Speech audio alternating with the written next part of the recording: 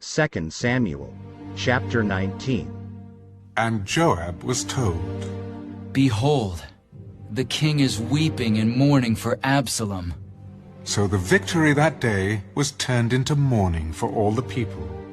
For the people heard it said that day, The king is grieved for his son.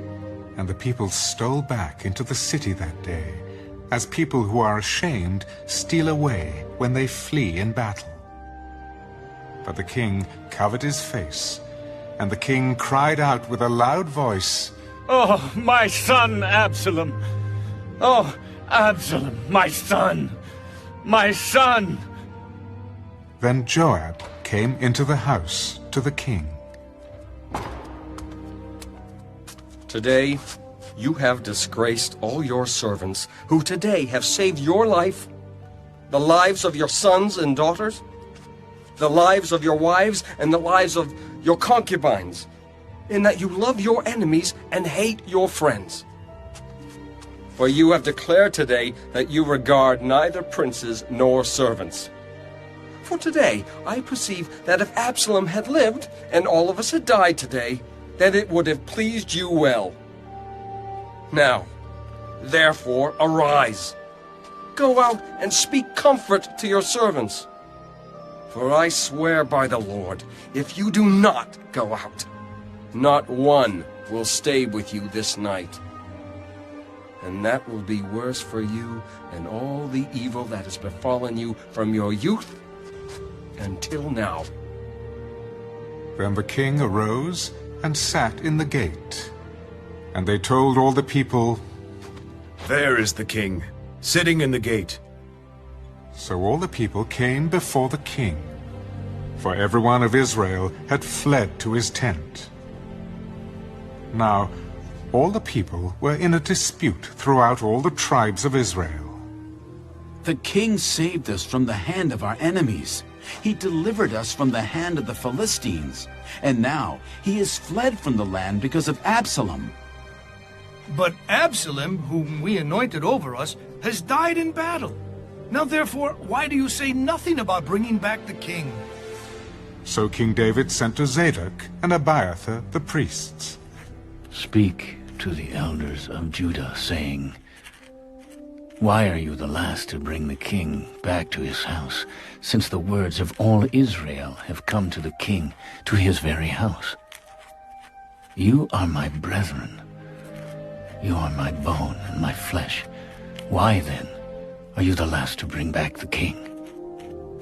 And say to Amasa, Are you not my bone and my flesh? God, do so to me, and more also, if you are not commander of the army before me continually in place of Joab. So he swayed the hearts of all the men of Judah, just as the heart of one man, so that they sent this word to the king. Return, you and all your servants. Then the king returned and came to the Jordan. And Judah came to Gilgal to go to meet the king, to escort the king across the Jordan. And Shimei, the son of Gera, a Benjamite, who was from Behurim, hurried and came down with the men of Judah to meet King David. There were 1,000 men of Benjamin with him, and Ziba, the servant of the house of Saul, and his 15 sons and his 20 servants with him. And they went over the Jordan before the king. Then a ferry boat went across to carry over the king's household, and to do what he thought good. Now Shimei, the son of Gera, fell down before the king when he had crossed the Jordan. Do not let my lord impute iniquity to me, or remember what wrong your servant did on the day that my lord the king left Jerusalem, that the king should take it to heart. For I, your servant, know that I have sinned. Therefore, here I am, the first to come today of all the house of Joseph to go down to meet my lord the king. But Abishai, the son of Zeruiah, answered, Shall not Shimei be put to death for this? because he cursed the Lord's anointed? And David said, What have I to do with you, you sons of Zeruiah, that you should be adversaries to me today? Shall any man be put to death today in Israel? For do I not know that today I am king over Israel? Therefore the king said to Shimei, You shall not die. And the king swore to him. Now Mephibosheth, the son of Saul, came down to meet the king. And he had not cared for his feet, nor trimmed his mustache, nor washed his clothes from the day the king departed until the day he returned in peace. So it was, when he had come to Jerusalem to meet the king, that the king said to him, Why did you not go with me, Mephibosheth?